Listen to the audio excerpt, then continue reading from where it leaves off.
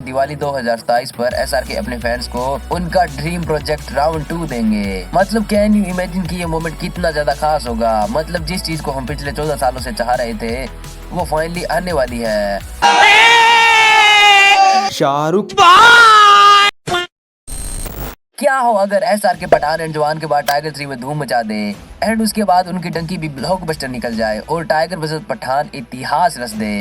मतलब इसके बाद तो एसआरके उस लेवल पर पहुंच जाएंगे जिस पर इंडिया क्या पूरे वर्ल्ड में भी अब तक कोई नहीं पहुंचा है। क्योंकि यार आज एसआरके पूरी दुनिया में फेमस सेलिब्रिटीज की लिस्ट में एज एन एक्टर नंबर 2 पर आते हैं। अब नंबर 1 पर हॉलीवुड के एक्टर ड्वेन जॉनसन आते हैं।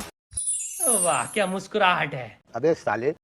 पर यार अगर आप ईमानदारी से देखोगे तो नंबर 1 पर एसआरके हैं। अब कैसे? तो यार ड्वेन जॉनसन ने इतनी पॉपुलैरिटी सिर्फ मूवी से हासिल नहीं की है, बल्कि आज वो जिस लेवल पर है वो सिर्फ WWE के कारण है। अब मूवीज एंड WWE दोनों में काम करने के कारण मूवीज एंड रेसलिंग दोनों की ही ऑडियंस इन्हें पसंद करने लग गई और ये दुनिया के नंबर 1 सबसे ज्यादा पसंद किए जाने वाले एक्टर की लिस्ट में आ गए। पर यार जैसा की हम जानते हैं एसआरके ने जितनी भी पॉपुलैरिटी हासिल की है वो सिर्फ अपनी मूवी से ही की है। पर खैर अब जैसा की मैंने इस वीडियो की शुरुआत में कहा कि अगर पठान एंड जवान की तरह एसआरके के अपकमिंग प्रोजेक्ट्स भी हिट हो जाते हैं तो फिर तो वो उस मुकाम पर पहुंच जाएंगे जहां पर उनका कोई भी मुकाबला नहीं होगा।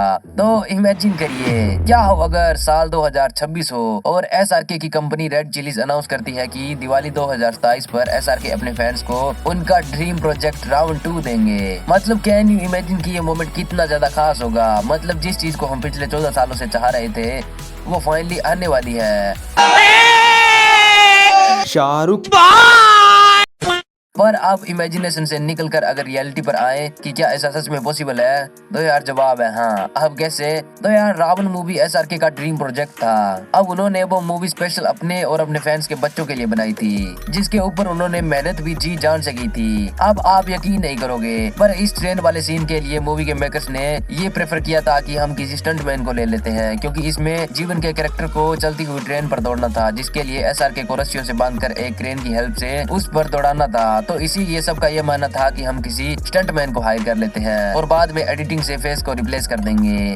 पर यार एसआरके ने परफेक्शन के लिए खुद ही स्टंट को करने का फैसला लिया और जैसा कि सबको डर था उस दौरान एसआरके इंजर्ड हो गए जिसमें उनके कंधे को गहरी चोट आई। पर इसके बाद भी कुछ महीनों के रेस्ट के बाद उन्होंने खुद ही इस सीन को किया, क्योंकि जैसा कि मैंने कहा ये उनका ड्रीम प्रोजेक्ट था तो वो इसमें कोई भी कसर नहीं छोड़ना चाहते थे। अब वो रावण को एक फ्रेंचाइजी के रूप में आगे बढ़ाना चाहते थे, इसलिए उन्होंने इसकी एंडिंग भी कुछ ऐसी की जिसमें जीवन एक बार फिर से वापस आ जाता है। पर यार उस टाइम ऑडियंस इस लेवल की मूवी को समझती नहीं थी। मतलब उन्हें पता ही नहीं था कि एआई एंड बोट्स होते क्या है, तो इसीलिए मूवी पर अच्छा रिस्पॉन्स नहीं आया। अब हाँ ये मूवी फ्लॉप नहीं हुई थी क्योंकि इसे 130 करोड़ की लागत से बनाया गया था और इसने वर्ल्ड वाइड 200 करोड़ से भी ज्यादा का कलेक्शन कर लिया था। पर जैसा एसआरके एक्सपेक्ट कर रहे थे वैसा इस पर रिस्पॉन्स नहीं आया, इसलिए उन्होंने आगे चलकर इसके पार्ट 2 पर कभी काम ही नहीं किया। क्योंकि यार जहाँ लोगों को इस मूवी की सराहना करनी चाहिए थी वहीं वो उल्टा इस मूवी की मजाक बना रहे थे कि शाहरुख खान ने आगे यह क्या बना दिया, ऐसा भी कहीं होता है क्या। पर आगे चलकर जब इंडिया में धीरे धीरे मार्वल एंड डीसी की मूवीज पॉपुलर होने लगी और लोग सुपर हीरो कंटेंट को पसंद करने लगे तब उन्हें पता चला कि वीएफएक्स करके भी कोई चीज होती है। और इसे देखकर इंडिया के कुछ डायरेक्टर्स ने ये ट्राई करने की कोशिश की, जिसमें हाल ही की आदिपुरुष का एक बड़ा नाम था जिसने यार लिटरली वीएफएक्स पर अपने 700 करोड़ रुपए लगा दिए एक अच्छी वीएफएक्स मूवी डिलीवर करने के लिए।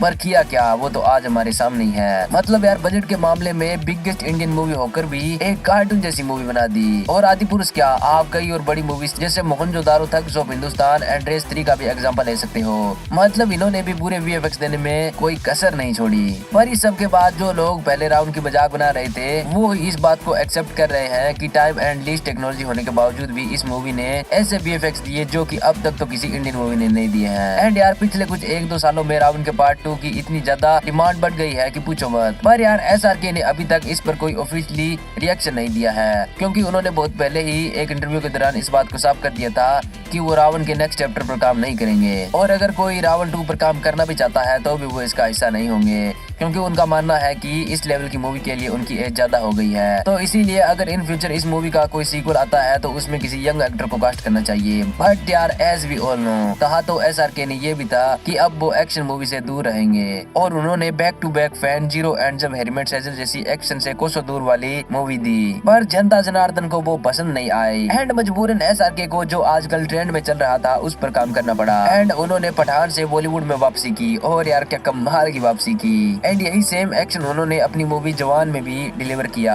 और जिस पठान का रिकॉर्ड तोड़ना नामुमकिन सा लग रहा था, उसका रिकॉर्ड इस मूवी ने आसानी से तोड़ दिया। मतलब यार SRK ने फैंस की सुनी और एक्शन मूवीज में वापसी की, तो फैंस ने SRK की सुनी। और जब पठान के टाइम बॉयकॉट गैंग इस मूवी को बॉयकॉट करने की बात कर रही थी, तब SRK के फैंस ने पूरे थिएटर्स के थिएटर्स ही बुक कर दिए। पर यार आज अब इन्हीं फैंस की एक और ख्वाहिश है, और ख्वाहिश के साथ साथ ये चीज ट्रेंड में भी चल रही है। मतलब फैंस चाहते हैं कि SRK रावण 2 बनाए, और फ्लाइंग जट एंड गणपत जैसी मूवी की नाकाम कोशिश के बाद तो ये ख्वाहिश और भी ज्यादा बढ़ गई है। मतलब अगर क्रिश को निकाल देते हैं तो बॉलीवुड में कितनी ही सक्सेसफुल सुपर हीरो मूवीज बनी है। तो फैंस की ख्वाहिश के साथ साथ ये बॉलीवुड के फ्यूचर के लिए जरूरी भी है कि वो इस सुपर हीरो जॉनरा में भी एक ब्लॉकबस्टर मूवी दे। एंड यार रावण 2 हो सकता है वो नाम, जो कि अगर आ जाता है तो उसे सालों साल तक याद रखा जाएगा। क्योंकि तुम ये तो लिखवा लो कि अगर ये मूवी आती है तो VFX तो इसके टॉप नॉच होंगे। क्योंकि यार आज से 10 साल पहले जब बॉलीवुड में टेक्नोलॉजी के नाम पर कुछ भी नहीं था, तब भी इस मूवी ने ऐसे VFX दिए जो कि आज की बड़ी बड़ी मूवीज भी नहीं दे पा रही है। तो तुम मुझसे ये तो लिखवा लो कि अगर रावण 2 आती है तो इस मूवी को बिगेस्ट इंडियन मूवी बनने से कोई नहीं रोक सकता है। क्योंकि यार एंडिंग तो इन्होंने ऑलरेडी ऐसी कर दी थी जो कि फैंस को इसके पार्ट 2 के लिए एक्साइटेड कर दे। और यार 2027 होगा वो साल जब रावण 2 आ सकती है। क्योंकि जैसा कि मैंने कहा, पठान एंड जवान की सक्सेस के बाद अगर SRK के अपकमिंग प्रोजेक्ट्स भी इसी तरह से हिट हो जाते हैं तो SRK जरूर रावण 2 के बारे में सोचेंगे। एंड यार पता नहीं क्यों, पर अंदर से फीलिंग आ रही है कि अगर ये मूवी आ जाती है तो ये मूवी पूरी इंडियन फिल्म इंडस्ट्री का नक्शा ही बदल देगी। क्योंकि यार इसी सेम यूनिवर्स में अपने रजनीकांत का चिट्टी भी एग्जिस्ट करता है। सो व्हाट इफ चिट्टी भी हमें इस मूवी में SRK के साथ नजर आए। एंड हाँ यार, वो एज वाला डाउट तो मन से निकाल ही दो, क्योंकि यार अपने आयरन मैन के कैरेक्टर को प्ले करने वाले रॉबर्ट डाउनी जूनियर ने भी एंड गेम में इस कैरेक्टर को अपनी 50 साल की उम्र से ज्यादा में किया था। बाकी यार आप इसके बारे में क्या सोचते हो मुझे कमेंट्स में जरूर बताना। एंड हाँ यार, अगर वीडियो जरा सी भी पसंद आई हो तो इसे एक लाइक के साथ साथ चैनल को जरूर सब्सक्राइब कर लेना, और हर तरफ हैशटैग रावण 2 करके ट्रेंड चला दो इसका, ताकि SRK को मजबूरन इस पर कोई रिएक्शन देना ही पड़े। बाकी यार चलो मिलते हैं किसी नेक्स्ट वीडियो में।